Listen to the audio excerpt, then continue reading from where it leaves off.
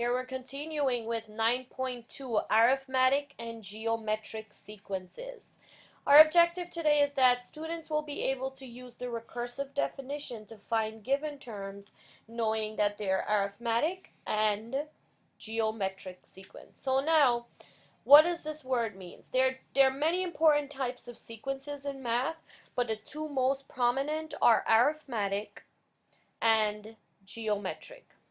We will begin by using the arithmetic sequence with the recursive definition. So whenever you see arithmetic sequence, it just means you're given a of 1 and then you're asked to find a to the n, similar to what we just did.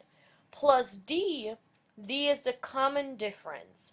So for example, number 1, it says generate the next 3 terms. A to the second, and this is review from 9.1, is equal to the a to the first plus 6. In this case, it will be 2 plus 6, which is 8. A to the third is my previous, because n minus 1 will be 3 minus 1, which is 2. So a second plus 6. 8 plus 6 is 14. And then my last term, because I'm asked to find the 3, is a to the third plus 6, which is 14 plus 6. We all know this is 20. Now, notice this plus 6 that's right here. That's the same thing as calling my plus d, which is a common difference. Now, a to the 1 is 8, and it says it has a common difference of -4. Find the first 3 terms. So a2 would be the previous term plus my difference, which is -4. So it will be 8 plus -4, which is actually +4. 8 to the third would be my previous, which is 4, plus -4. I like to put my negatives in parentheses. This is 0. 8 to the fourth, my previous, which is 0, plus -4, which is actually -4. So I have 1, 2, 3. Now the last one looks a little, tedious with fractions, but we can do this. A2, my previous, which is 3 over 2 plus 1/2, which is 4 over 2, are the same as 2. T to the third, my previous, which is 2 plus 1/2, which is equal to, you can put that in the calculator, but you'll get 5 over 2, or 2.5. And t to the fourth is my previous, 5 over 2 plus 1/2, which is 6 over 2, or 3. So this is all just substituting value in. So again, when you're adding a difference, that's my arithmetic. Now, given a of 1 is equal to -3 plus 5i, and a sub n is equal to a sub n minus 1 plus all of this. What is a to the fourth? Now, for us to do this, we have to do everything out. I already know a1, so I need to find a2. a2 is my previous, which in this case is -3 plus 5i plus 6 minus i. Combine like terms, I get 3 plus 4i. A to the third, my previous, which is 3 plus 4i plus 6 minus i. Combining like terms, this is 9 plus 3i.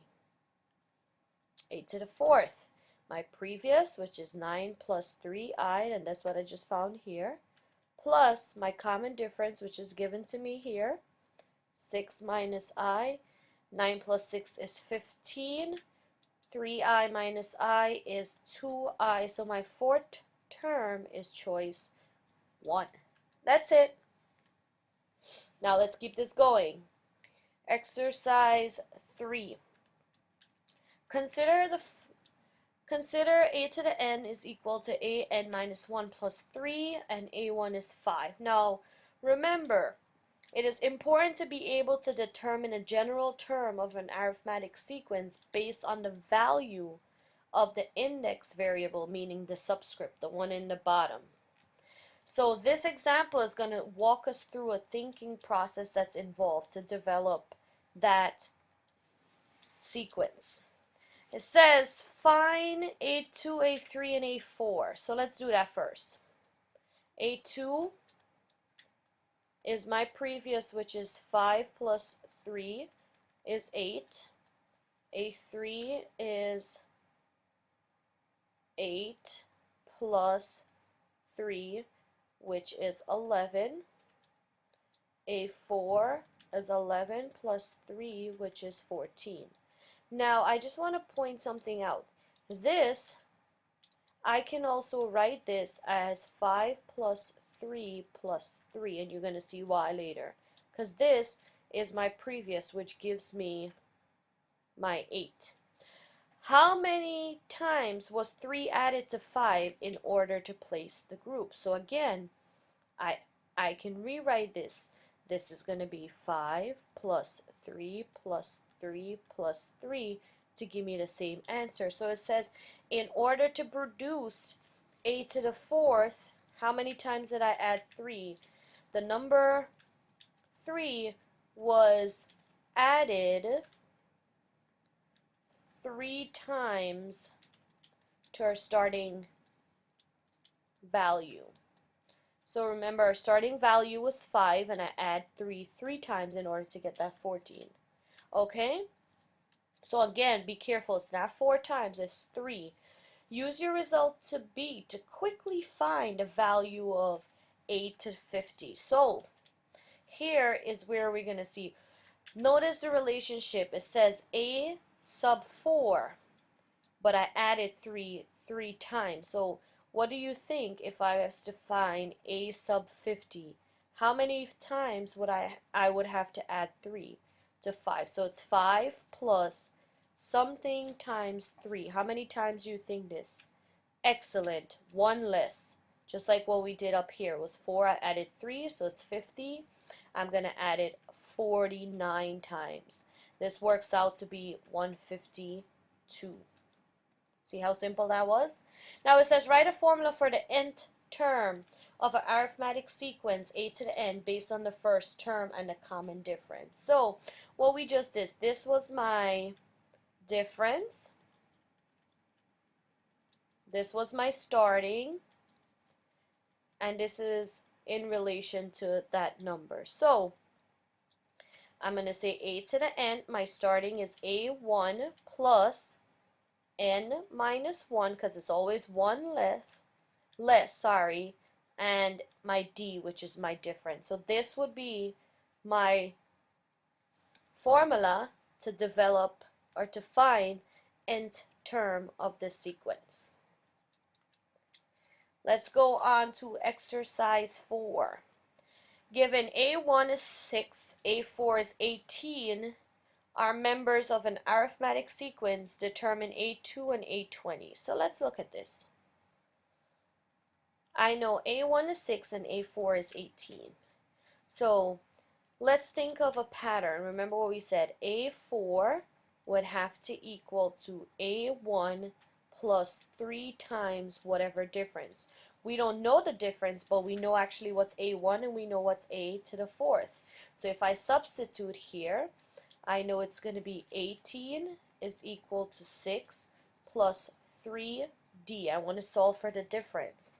This will give me 12 if I minus 6 on both sides, and a difference of 4. So again, I use the definition just like what I came up with on this question at the bottom here, and says a to the fourth is going to equal to my first term plus 3. This 3 comes from 4 take away 1 times the difference. The difference is 4. So now that I know my difference, I can go ahead and find a to the second power. A to the second power is going to be a1 plus my difference. This is the same as 1 because 2 take away 1. a1 is 6 plus my difference of 4 is 10. And I can go ahead and find a to the 20th. a1 plus 19 times d, my difference. So this will be A1 is 6 plus 19 times 4. This works out to be 82. And this would be my two answers. So that's what it has to do with arithmetic sequences. Now we're going to skip it on and move it on to geometric sequence, which is very similar, but now we'll deal with multiplicative constant instead of adding. So basically we're going to be multiplying now instead of keep adding. Geometric sequence, A1 is equal to that, blah, blah, blah. But now instead of dealing with a D, I'm dealing with an R, which is known as the ratio. So exercise 5. Generate the next three terms. Again, practice, practice, practice. Three terms. A2, I want to find A3 and A4. A2, by definition, it says is the previous term, which is going to be A1 times the ratio, which is 2. So in this case, it will be 4 times 2, which is 8. A3 would be 8 times 2, which is 16. And 8 to the fourth will be my previous, which I just found. 16 times 2 is 32. Excellent. Now same goes for this. A2 is equal to my A1, which is 9 times 1/3, which is 3. A3, my previous 3, which is right here, times 1/3, which is 1. And then finally, a to the fourth is 1 times 1/3, which is, we all know it's 1/3. Same exact thing, but now I'm just multiplying. Now here we said T2 is equal to 3 radical 2 times 2 times radical 2. Put that in your calculator, you will get 6. Perfect number. Here at T3, my previous, which is 6 times radical 2. We all know is 6 times radical 2 is 6 radical 2. Cannot, no decimal needed, just keep simplify and leave it as is.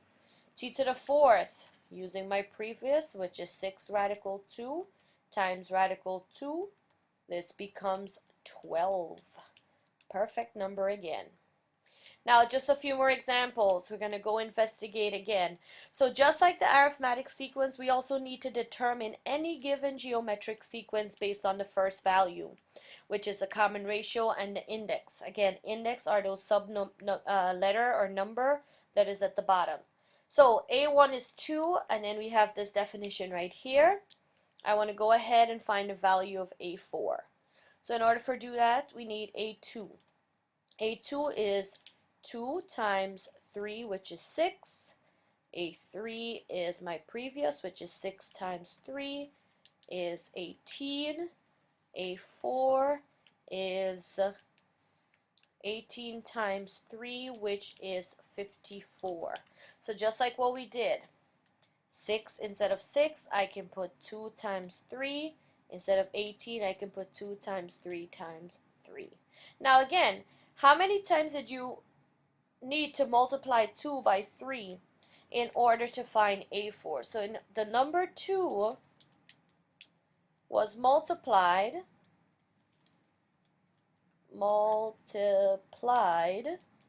3 times by the common ratio,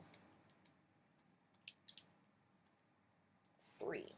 So remember, this ratio is given here. I want to know how many times I can multiply that by 3, that ratio. So again, what is the relationship between this number and the bottom? So a to the fourth, and then I multiply it 3 times. So now I'm being asked to find what's a to the 10th.